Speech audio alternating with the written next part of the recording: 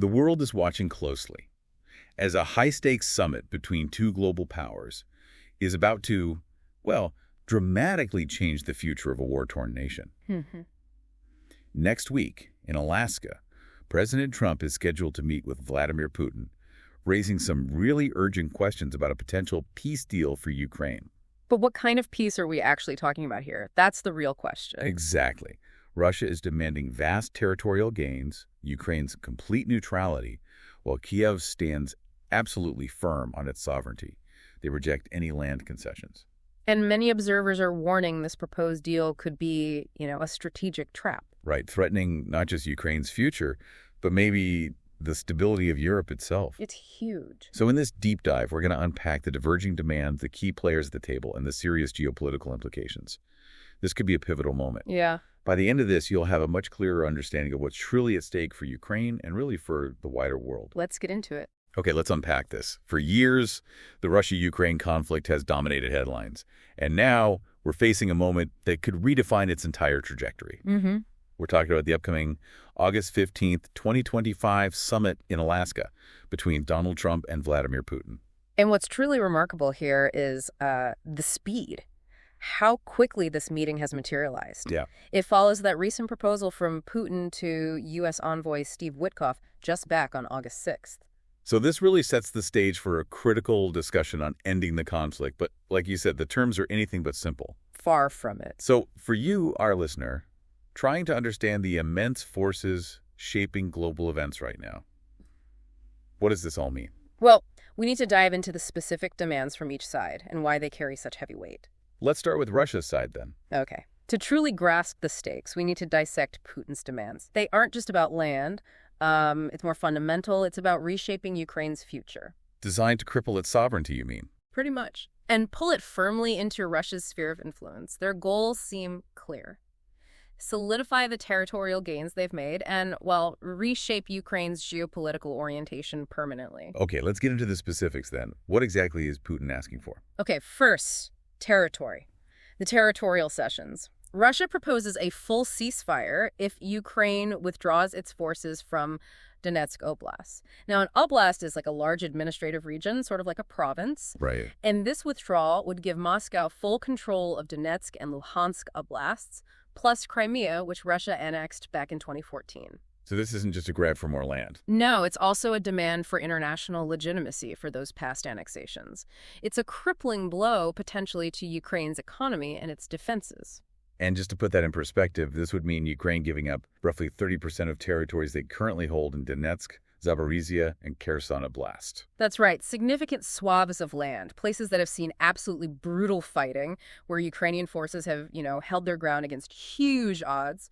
So that international legal recognition for the 2014 Crimea annexation and the 2022 annexations, that's a core point for Moscow. A core non-negotiable point, it seems. It's about legitimizing their actions on the world stage, essentially rewriting the rules of sovereignty as we know them. Okay, so beyond land, what else? Right. Russia insists Ukraine must declare neutral status, abandon its bid to join NATO.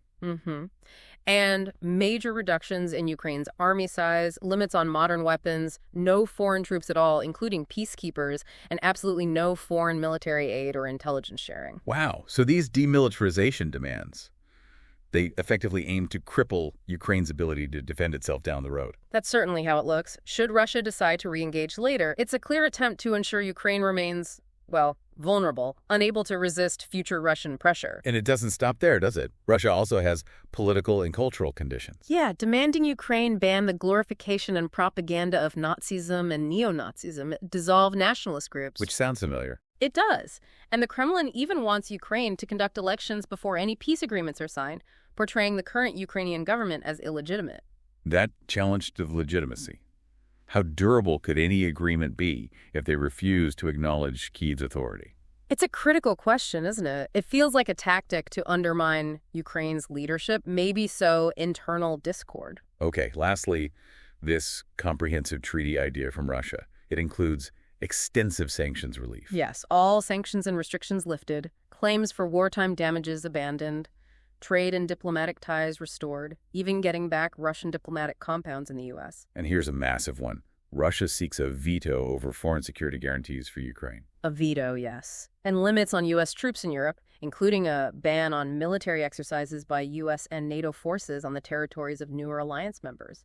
It's far-reaching. So Russian officials, Lavrov and Nebenzia, they're saying their position hasn't shifted at all. Consistently. They've been very clear there have been no shifts in their uncompromising position. And even rejecting European involvement. Categorically rejecting it. Accusing European countries of Russophobia. It really signals a clear intent to drive a wedge between the U.S. and Europe, sidelining other key players. Dictating terms from a position of perceived strength. That seems to be the goal. Okay. So, with those extensive maximalist demands from Russia, how is Ukraine responding?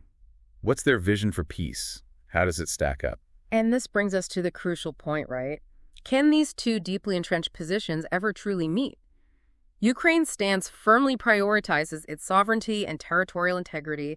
They have strong red lines, often non-negotiable ones. Tell us more about what Ukraine is putting on the table. What are their key demands? Well, their primary prerequisite for any talks is a full and unconditional 30-day ceasefire. That's step one. Okay. Beyond that, Kyiv consistently rejects any recognition of Russian territorial gains. They see this not just as losing land, but as, a betrayal of their sovereignty and all the sacrifices made. So the current front line, that's just a starting point for them. Merely a starting point for future negotiations. They emphatically reject any plan involving ceding new territories like Donetsk and Luhansk oblasts. These are integral parts of their nation they've fiercely defended. So for Ukraine, any land concession is directly tied to an ironclad security guarantee. That really highlights the immense stakes for Kyiv. Precisely. It's all connected. Ukraine also firmly reaffirms its right to choose its alliances, completely rejecting Russian demands for neutral status. No restrictions on their military either. None. They reject any restrictions on the size or parameters of its armed forces or foreign troop presence. And Kyiv also emphasizes the urgent need for strong, concrete international security guarantees to prevent future aggression, not just vague promises. And on the humanitarian side, what are Ukraine's critical demands there?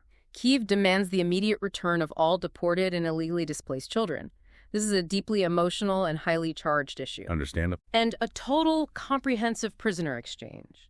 They also keep the door open to a gradual lifting of some sanctions against Russia, but only if Russia fully abides by the agreement and shows genuine adherence to international law. Zelensky's stance seems really uncompromising. What specifically fuels his deep skepticism about Russia's intentions here? He is profoundly skeptical, yes. Zelensky has repeatedly stressed that everything concerning Ukraine must be decided with Ukraine's participation. Yeah. Ukraine and European officials have already rejected Putin's ceasefire proposal.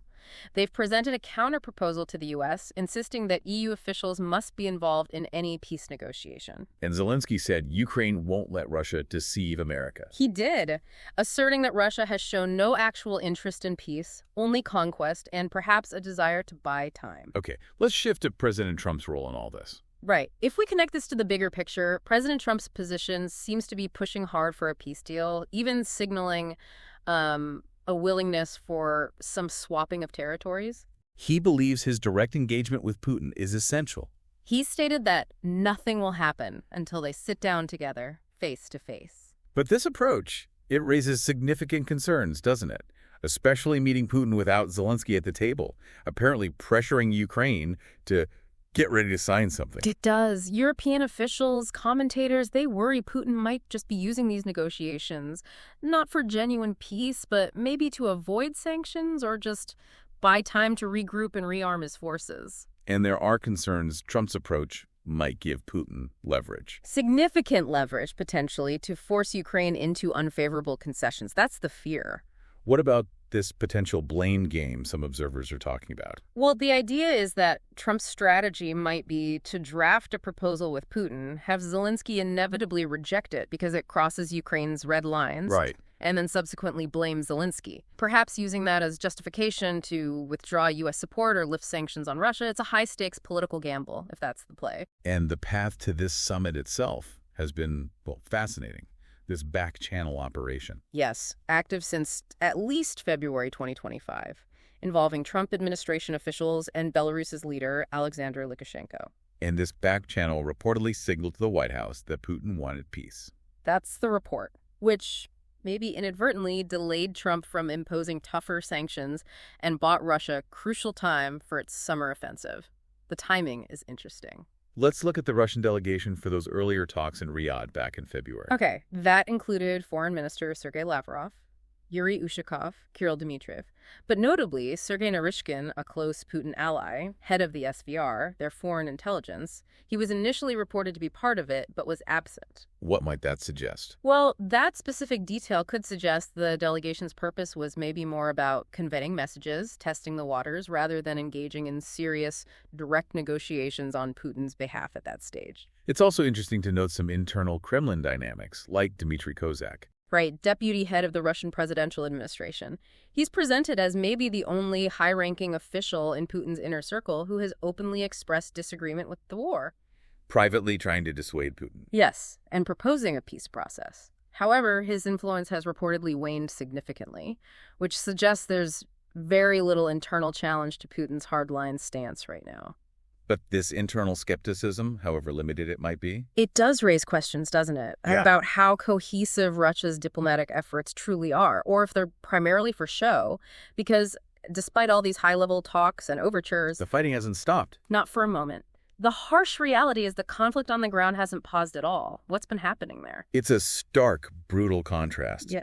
Ukrainian forces are still conducting drone strikes against Russian energy facilities, the Ilsky oil refinery, the Kropotkinskaya oil pumping station just back in February. And disturbingly, we saw those reports from Ukrainian Ombudsman Dmytro Lubinets showing footage of Russian forces allegedly executing 3 surrendering Ukrainian POWs around the same time. A horrific reminder of the brutality. Yeah, and the disregard for international law that just continues. And Russian occupation authorities continue to violate the Geneva Convention too, right? Yeah. Illegally conscripting civilians in occupied Donetsk Oblast for military service. Plus, Russian forces have continued advances in places like Donetsk and Pokrovsk. So it's undeniably clear. The diplomatic track hasn't slowed the fighting on the ground one bit. The war continues unabated. Which brings us back to the bigger picture. This whole situation raises immense questions about the future of Europe, the international order. And this leads to the critical consideration. What are the broader geopolitical implications of a deal like this, especially if Ukraine is forced into concessions? Recognizing Russian territorial gains, that sets a dangerous precedent. Many view it that way, yes. Chillingly akin, some say, to the 1938 annexation of Sudetenland.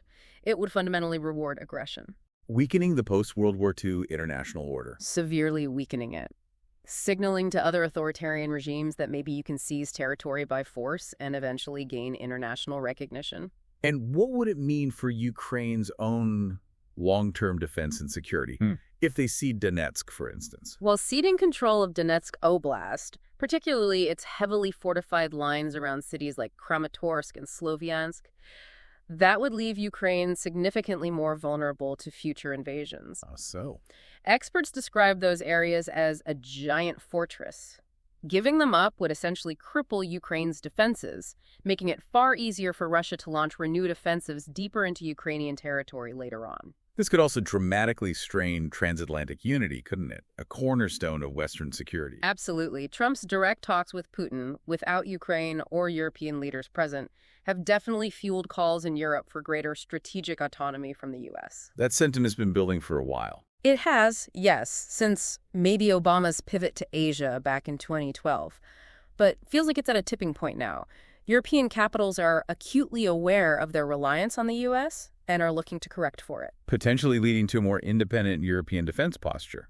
Perhaps, though maybe less unified initially. It's a major shift. And there's a huge financial risk, too, involving those frozen Russian assets. Indeed. Europe controls about 2/3 of the, $300 billion in frozen Russian assets. Right. If the EU's unanimous consent to extend sanctions every 6 months isn't achieved, the next vote is due July 31st. Those funds could potentially return to Russia. Which would be a massive lifeline for their economy. A significant lifeline, yes. Invigorating its military rearmament efforts, it's a critical element from Russia's perspective and a powerful financial lever the West currently holds. J.P. Morgan Chase actually analyzed potential endgames for this conflict, didn't they? Sketching out 4 possible futures. They did. 4 possible outcomes. First, the South Korea scenario. They give it 15% odds. This suggests Ukraine doesn't get NATO membership or full territory restoration, but maybe secures a European tripwire force and a U.S. security promise for assistance. Frozen Russian assets would then fund reconstruction. Ukraine rebuilds, but lives with a de facto division. So some security, but not full restoration. A mixed bag. What's next? The Israel scenario. They give this 20% odds. This envisions Ukraine receiving strong military and economic support, but without a significant foreign troop presence on the ground. Allowing it to become a fortress. Exactly. A fortress with its own deterrent, constantly prepared for potential conflict, but the threat of war would remain ever present. A constant state of high alert. And the most likely scenario, according to their analysis, the highest odds. That's the Georgia scenario, with 50% odds. This predicts that without foreign troops or crucially robust, committed long-term military support, Ukraine faces ongoing instability. Stunted growth. Waning foreign support. Yes, and a gradual drift back into Russia's orbit. This mirrors Georgia's experience post-2008. A lack of strong security anchors led to democratic setbacks and increasing economic reliance on Russia. That's a sobering outlook. It is. It illustrates how the absence of credible security guarantees and institutional anchors can gradually undermine democracy and weaken a nation over time. What's the worst-case scenario they painted? That's the Belarus scenario, also with 15% odds. If the U.S. were to abandon Ukraine and Europe fails to significantly step up. Russia achieves its maximalist demand. Yes, turning Ukraine into a vassal state. This would signify a complete Russian victory, a deeply divided West, and a fundamental upheaval of the post-World War II world order, potentially inspiring other aggressive actors globally. Wow. It's incredibly clear this meeting in Alaska has truly global ramifications, far, far beyond the immediate conflict in Ukraine. So as we approach this August 15th summit in Alaska, the core conflict remains stark. Russia's maximalist demands versus Ukraine's resolute defense of its sovereignty, all against the backdrop of an American president keenly invested in brokering some kind of deal. And the durability of any agreement, if one is even reached, will hinge on, well, how satisfied Putin is with any concessions he might gain, and critically, the strength and credibility of the security promises underlying it. Weaker promises could force Ukraine to accept more. More unfavorable terms, potentially. While strong, ironclad guarantees are absolutely essential to prevent future aggression and ensure Ukraine's long-term survival. This deep dive has certainly laid out the complex layers of demands, rejections, and the profound geopolitical fears surrounding these incredibly high-stakes negotiations. It's a complex web, no doubt. So here's something to consider as you reflect on what we've discussed. In an era of increasing global interconnectedness, what does a peace deal that potentially rewards aggression actually mean for the future of national sovereignty? And, maybe more chillingly, for the next conflict, wherever it may arise?